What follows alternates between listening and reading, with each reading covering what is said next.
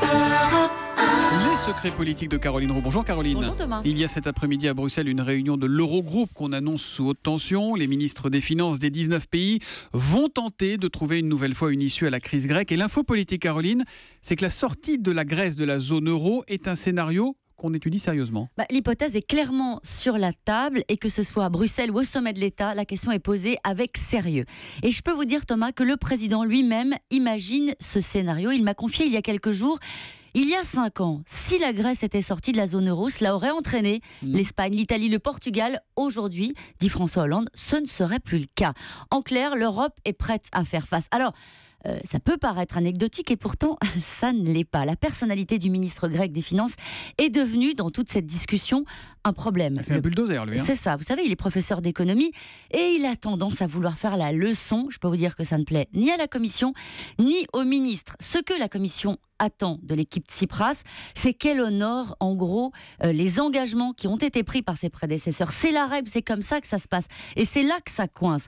Car ils sont sur une autre planète. Voilà la confidence d'un de ceux qui doit négocier en ce moment avec eux au nom de la France. Certains pensaient qu'il y aurait un problème Tsipras, et en fait, il y a un problème Varoufakis, visiblement. Ouais. C'est toujours pareil en Europe, cela dit, Caroline, ça se crispe, on négocie, on nous dit que ça va être le drame, et puis hop, on finit par trouver un compromis. Vous avez de l'expérience des Eurogroupes. Mais vous avez raison, surtout avec les petits nouveaux. C'est en tout cas ce que m'explique François Hollande. Il y a toujours, me dit-il, au début, une très grande indulgence vis-à-vis des nouveaux arrivants, une sorte de cadeau bonus. Et il sait de quoi il parle, il en a bénéficié à son arrivée au pouvoir.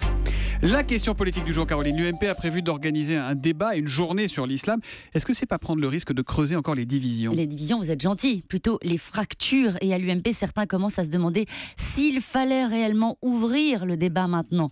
Tous les sujets sont éruptifs. Quelques exemples. Éric Ciotti, député des Alpes-Maritimes, a déposé une proposition de loi pour interdire le voile à l'université. Il s'attend à un tir de barrage. Christian Estrosi hier tient à expliquer qu'il y a un problème avec l'islam et il sait naturellement que ça va crisper une partie de son camp. D'ailleurs, il le fait sans doute un peu pour ça. Nicolas Sarkozy, lui, va poursuivre sa méthode. Un texte de synthèse, un vote, un bureau politique, histoire d'obliger tout le monde à souscrire à une ligne. Nicolas Sarkozy, l'homme de la synthèse, ça rappelle un autre dirigeant d'un autre parti il y a quelques années. Oui, c'est ça, François Hollande.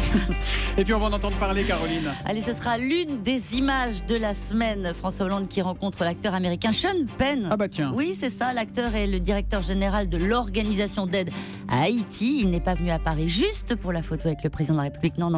Il vient aussi chercher son César d'honneur qui lui sera décerné vendredi. Les secrets politiques de Caroline Roux, c'est tous les matins à 7h25 sur Europe 1 de Caroline.